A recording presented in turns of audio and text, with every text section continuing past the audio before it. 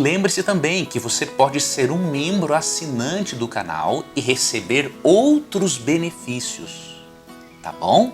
Você pode ser um desses meus alunos assinantes, tá? Você vai ver no vídeo, né, e também na descrição como você pode ser um membro do canal. Enquanto o rei Belsazar, o rei babilônico Belsazar, participava de uma orgia utilizando os utensílios sagrados do templo de Deus, o Senhor decidiu realizar juízo sobre este rei que havia recebido muitas oportunidades para honrar ao Deus verdadeiro e não ser uma pessoa tão desrespeitosa e sem noção para com o sagrado.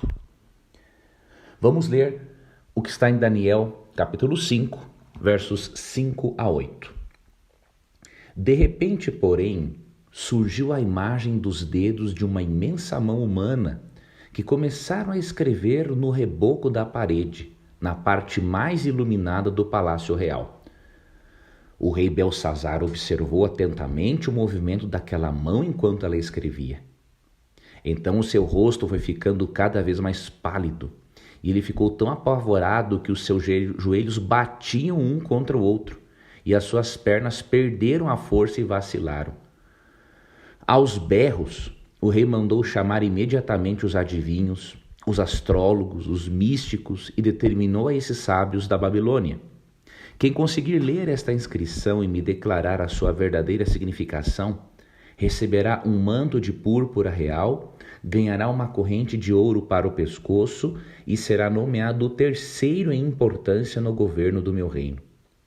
Então todos os místicos e sábios do rei vieram, mas não foram capazes de ler o que aquela enorme imagem de mão humana havia escrito.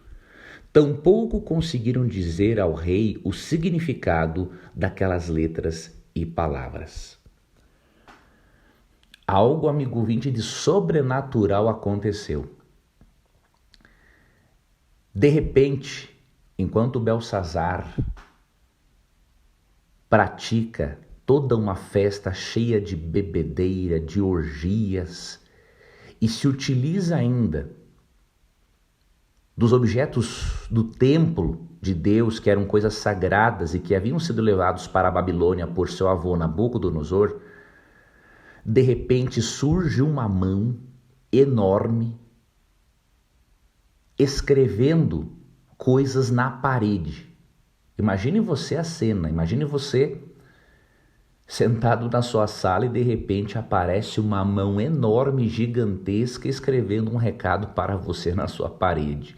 Você iria ficar como Belsazar, pálido e com os joelhos batendo uns nos outros.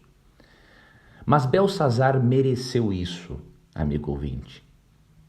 Porque Belsazar, ele era neto de Nabucodonosor, era filho de Nabonido e era corregente no reino babilônico e havia tido a oportunidade de presenciar muitas coisas sobre o Deus verdadeiro. Ele viu quando Nabucodonosor recebeu toda a interpretação de Daniel 2, ele soube dos milagres. Ele teve conhecimento do que Daniel fez, do que Deus fez por meio de Daniel, interpretando o significado do sonho do seu avô em Daniel 2. Ele soube do milagre que o Deus verdadeiro fez em Daniel 3, livrando 3 jovens da fornalha de fogo ardente. Ele viu o seu avô ter se tornado louco e depois ter sido restaurado e aceitado ao Deus verdadeiro, e ele não fez conta disso. Além de ter ignorado todas as oportunidades de Deus, Belsazar somou a todos os seus pecados praticar orgias utilizando-se dos objetos sagrados do templo de Deus e ainda tentou encontrar sabedoria no lugar errado. buscou os magos, os místicos babilônicos, sabendo que no seu reino existia Daniel, a quem Deus havia usado várias vezes e por meio de quem Deus decidiu revelar os seus segredos. E mais uma vez, ele pôde perceber que os magos místicos babilônicos não poderiam ajudá-lo na interpretação de algo que parecia simples, que era uma escritura composta por 3 verbos em aramaico e que poderiam ser lidos. Só que o detalhe é que, além de ler em aramaico, e isso eles puderam fazer perfeitamente, os sábios, eles teriam que dar a interpretação do que aquelas palavras em aramaico significavam. Só que existem verdades, amigo ouvinte, que são tão importantes que os seres humanos não podem decifrá-las por si mesmos. Apenas Deus pode dar tais revelações, porque a mente do ser humano é incapaz de compreender certos mistérios de Deus e certas revelações, a não ser que Deus decida revelar. Ou seja, apareceu um visitante celestial dando um recado muito forte de juízo.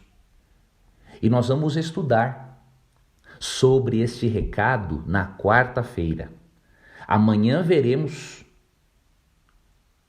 sobre a chegada da rainha, uma pessoa prudente que ajudou Belsazar a perceber que ele buscou ajuda no lugar, nas fontes erradas. Assim como muitas pessoas hoje. Muitas pessoas hoje deixam de buscar ajuda na palavra de Deus, na Bíblia, para buscarem ajudas de astrólogos, de feiticeiros. E tais pessoas não encontrarão todas as respostas que realmente precisam, porque Deus não fala através dessas ciências ocultas.